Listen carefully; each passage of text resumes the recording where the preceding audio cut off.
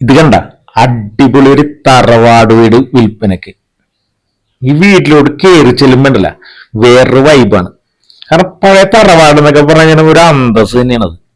കാരണം പഴയ കാർന്നന്മാരുടെ ആ ഒരു കാലഘട്ടം എന്ന് പറയുന്നത് നമ്മുടെ ഇപ്പോഴും ഓർമ്മയിൽ ഒരു ചെറിയൊരു പുളകം വരും.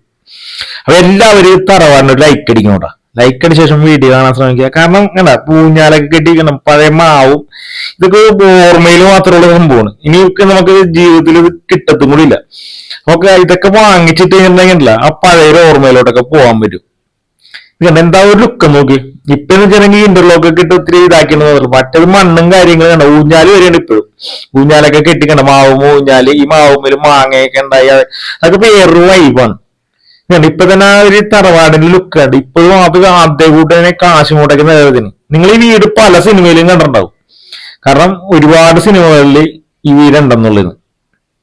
അത്രയും നല്ല സെറ്റപ്പിൽ കിടക്കണ ഒരു വീട് കണ്ട. ഇപ്പോഴും അതിന്റെ ആ ഒരു പ്രൗഢി കണ്ട. പഴയ കാർന്നന്മാരൊക്കെ വന്ന് മറ്റേ ചാരി കസേരയിലൊക്കെ ഇരിക്കുന്ന ഒരു സെറ്റപ്പ് നിങ്ങളൊന്ന് ഓർത്ത് നോക്കണുണ്ട്. അതൊക്കെ ഇനി കിട്ടും. കാരണം ഇതൊക്കെ വാങ്ങിച്ചു തരാൻ കാശുള്ളവർക്ക് ഇനി കിട്ടും. കാരണം ഇതൊക്കെ വന്നിരിക്കുക.